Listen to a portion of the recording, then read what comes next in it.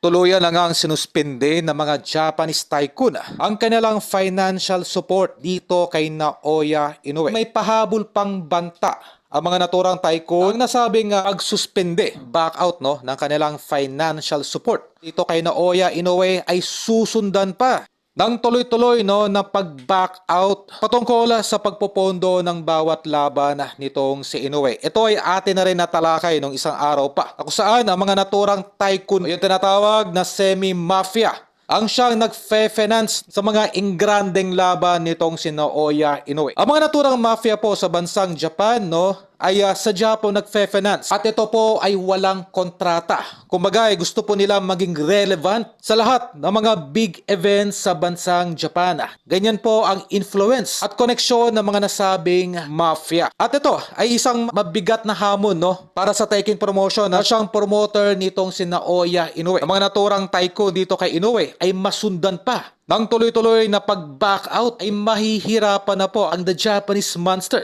na magkaroon pa ng mga ganitong uri ng ingranding laban. Ito ay nag-ugat dito sa pag-atras or pag-downgrade ng tumatayong manager ni Naoya Inoue sa pag-amon nitong si Cuadro Alas na makalaban ang The Monster. At ate pa idagdag yung matinding hype mula sa mga Japanese boxing fans na matuloy ang naturang laban. Yung pag-iignore ng kampo nitong si Naoya Inoue at yung paghingi ng mga katakot-takot na kondisyones nitong si Ohashi ang siyang nagpadismaya dito sa mga naturang tycoon. Wala, hindi nga po kaaya-aya yung palusot nitong si Ohashi na kailangan pa ni Cuadro Alas na manalo ng 3 beses pa ng sunod-sunod. At ito ay kailangan mag-enroll sa VADA 24/7. Yan po yung mga kondisyones pinapadelay lamang or pinapatanda itong si Cuadro Alas. Yan po ang iniiwasan ng mga naturang tycoon